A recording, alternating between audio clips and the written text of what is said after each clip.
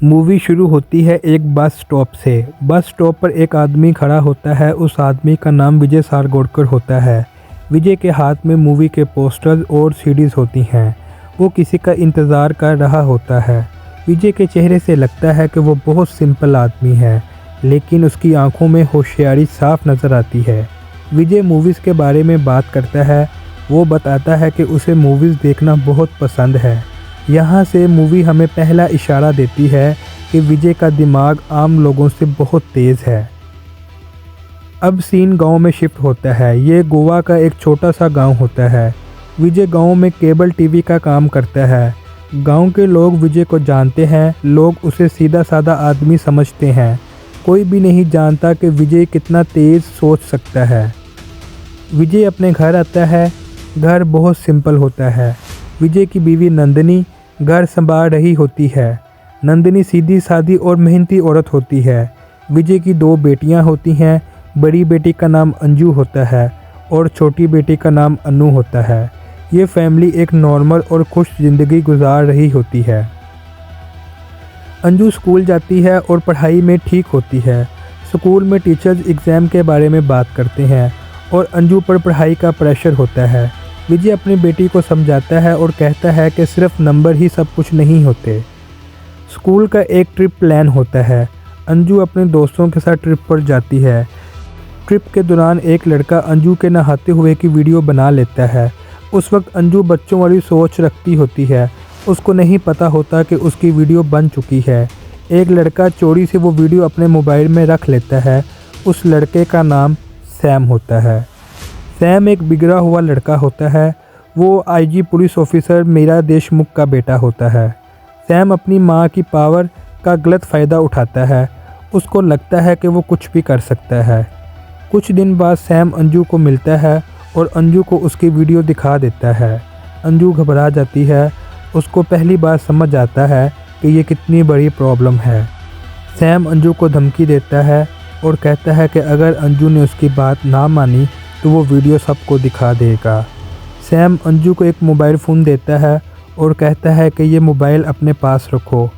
Sam कहता है कि मैं इसी मोबाइल पर कॉल करूँगा और अंजू मजबूरी में मोबाइल रख लेती है। अंजू का डर रोज़ बढ़ता जाता है। वो चुपचाप सब बर्दाश्त करती रहती है, लेकिन किसी को नहीं बताती। विजय अपने रोज़ के काम में बिज़ी होता है। वो केबल का काम करता रहता है। विजय को बिल्कुल अंदाज़ा नहीं होता कि उसके घर में क्या तूफ़ान आने वाला है। एक दिन विजय काम से बाहर होता है और नंदिनी भी घर के कामों में लगी होती है। उस दिन सैम अचानक घर आ जाता है और अंजू से मिलता है। सैम फिर से वीडियो का जिक्र करता है और फिर से अंजू को धमकी देता है। सैम अंजू पर प्रेशर डालता है और अंजू के करीब आने की कोशिश करता है। अंजू बहुत डर जाती है। उसको अपनी इज्जत का डर होता है। वो इधर उधर देखती है और उस वक्त अंजू बिल्कुल अकेली होती है। अंजू के हाथ में एक आयरन रॉड आ जाती है। अंजू डर और गुस्से में होती है। वो गलती से सैम के सर पर ज़ोर से रॉड मार देती है और सैम ज़मीन पर गिर जाता है। कुछ देर के लिए सैम बिल्कुल चुप हो जाता है, लेकिन बाद में पता चलता है कि वो मर चुका होता है। नंदिनी भागकर आती है और सैम को ज़मीन पर मरा हुआ देखती है। नंदिनी चीख पड़ती है। अंजू बिल्कुल चुप और खामोश हो जाती है। दोनों माँ बेटी बहुत घबरा जाते हैं और उनको समझ नहीं आता कि वो अब क्या करें। थोड़ी देर बाद विजय घर वापस आता है। नंदिनी रोते हुए विजय को सब कुछ बता देती है। विजय को बहुत बड़ा शौक लगता है, लेकिन विजय अपने आप को संभाल लेता है और वो सोचता है कि दिमाग से काम लेना है। विजय कहता है कि सबसे पहला काम लाश को यहाँ से हटाना होगा। वो कहता है कि पुलिस को कुछ पता नहीं चलना चाहिए। विजय कंट्रोल संभाल लेता है और यहाँ से विजय का असली किरदार शुरू होता है। विजय पूरी सूरत हाल को ठंडे दिमाग से देखता है और वो समझ जाता है कि घबराहट से सब कुछ खराब हो जाता है। वो नंदिनी और अंजू को भी रिलैक्स होने का कहता है और उन दोनों को बताता है कि अब से हर बात उसके कहने पर होगी। वो कहता है कि अगर एक भी बात गलत हुई तो पुलिस सब समझ जाएगी। रात का वक्त होता है, अंधेरा होता है और आसपास कोई नहीं होता। विजय और नंदिनी मिलकर सैम की लाश को गार्डन में ही दबा देते हैं। विजय गाड़ी चलाता है और बहुत समझकर रास्ता चुनता है। विजय गाड़ी को एक पुराने और बंद पुलिस स्टेशन के पास ले जाता है। ये पुलिस स्टेशन अब इस्तेमाल में नहीं होता। थोड़ी देर बाद विजय वहाँ से निकल आता है और विजय को यकीन होता है कि उसे किसी ने नहीं देखा। विजय घर वापस आता है और वो गाड़ी को भी साफ़ करता है। विजय हर वो चीज़ हटा देता है जो पुलिस के लिए सबूत बन सकती है। विजय सैम का मोबाइल फ़ोन अपने पास रख लेता है और उसमें से सिम कार्ड निकाल कर अलग कर देता है। सुबह का वक्त होता है। विजय अपनी फैमिली को टेबल पर बैठाता है और पूरी कहानी डिटेल के साथ समझाता है। विजय कहता है कि हम पणजी गए हुए थे और हमने वहाँ पर मूवी भी देखी।